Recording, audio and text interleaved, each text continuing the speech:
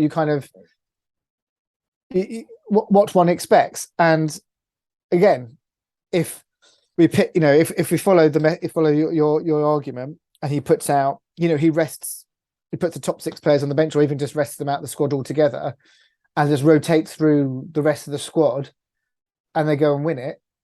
Good for them. Mm-hmm. Good for us. Yeah. But until you get to another, I suppose, top half team that are putting out a really, think you can put out a really robust side. At this point, you might just say, rest them, and because actually a win on Saturday is really important, and it won't be easy. Yeah, exactly. I mean, I know Leeds aren't any great shakes as well at the moment, but I don't think that'll be an easy game. I think that will be a bit of a ding dong, that match. Yeah, well, exactly. So it's going to be quite so, and can't really afford to have another loss. No. You need, we're going to come back from the World Cup. Our players are going to be, as not, it doesn't just affect us. I know this, but I don't care about the other teams. But how many of our players are going to be involved in the World Cup when Haaland won't be, Salah won't be, other clubs are going to have strength, because actually they're not going to have the big dent in their squads that we will. And I know some of the others will too. But this is the problem, isn't it? Is that they'll go away for a month and they come back, and all of a sudden it's Christmas after they've been sitting in the desert for a month. They're going to come back and it's going to be effing freezing here, and they're going to be trying to run around like 2 weeks before Christmas, going, "What the fuck?" A lot of clubs are doing warm weather training with ones that are not going as well, aren't they? So they're going to be giving them sort of extra tactical work and fitness work and all that kind of stuff. And yeah, I'm sure we will too. But it's just shit. But I appreciate it's everybody's shitty problem, but at the same time, it just doesn't really help when the heading into the depths of winter, and you're going to have tired, important players. To an anathema of a World Cup for many, many reasons. Yeah, exactly. Yeah. Exactly. It's just, it's interesting that I appreciate I've only got a few minutes left, but I do feel that it's actually, it's to some degree, it's exposed quite a lot.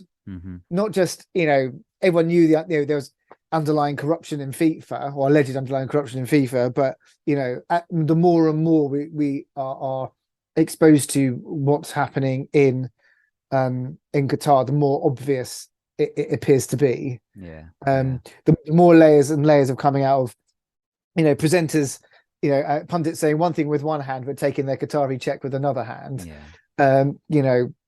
And the comments today that have been all over Sky Sports and other media platforms today, that of some of the dignitaries, or one particular dignitary that was on a German TV channel. Did you hear that one? No, go on. Just basically just saying that people that from the LGBTQ community it's a crime or a sin in their country because they're wrong in the head, and this kind of stuff. It's right. Yeah. So that's been rattling around as well a lot, but and not that's just one angle of why it is an unacceptable place. I mean, I wouldn't go to Dubai either, for that matter. So it's not like it's just I'm picking on Qatar. But I guess the point is, we're seeing more and more of these kind of hypocrisies coming out, and whilst it was, it said, it will be a force for change and a force for good and all the rest of it. Rubbish. It's done absolutely nothing. Yeah, like that whatsoever. A load of rubbish. I think absolute load of rubbish.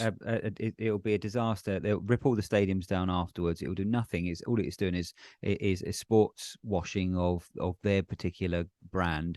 And I think it's problematic to say the least anyway, but that's for a whole other pod, I suppose. It is a whole other pod, but I guess and us, and I guess us just poor domestic football fans end up paying the price for having your squad being ragged in the middle of the season. No doubt the Qatari carbon emissions will skyrocket, and then it'll become our taxes will have to pay for something or other to Yeah. offset it. So, it's kind of like Carbon all neutral, my designed. ass. Yeah, Yeah. absolutely. Absolutely. So it's just, it's just, I do hope that after all of this, people have seen that it was not a good idea. Yeah. But I don't, so I think, it'll be interesting when the next round of bidding and award comes out for the next World Cup. Well, I seen a meme the other day. It was first it was Russia, now it's Qatar. What next? North Korea. Well, exactly. It's kind of So will these bodies have learned their lessons that these are not these are not good ideas, yeah, and there is no re-education, if you like, for these places. exactly. Right then, we've got a couple of minutes, so should we just do our predictions for the Forest game? Yes, we're gonna go out there, gonna smash them up 3-0. Right. I like your positivity. It's away, isn't it, as well? So Oh yeah. I'm gonna go 3-1 Okay. Cool. to us, obviously. Yeah. I assume Yeah, so. yeah. So okay. And Leeds. And Leeds, yeah, we might as well do that, shall we? Yeah. I'm Come on, gonna let's do Leeds. say 2-0 to us. Yes, I think so. I think it'll be quite a brutal game, but I think we'll get a couple in. We'll get a couple in, and we'll see them off. So we need to win it, and I think it's going to be one of those a We'll do scrappy just game, enough. but Yeah. we'll do just enough. War of attrition. Yeah, Yeah. exactly. Okay. Well, we've been the Barside Spurs podcast. Thank you for listening.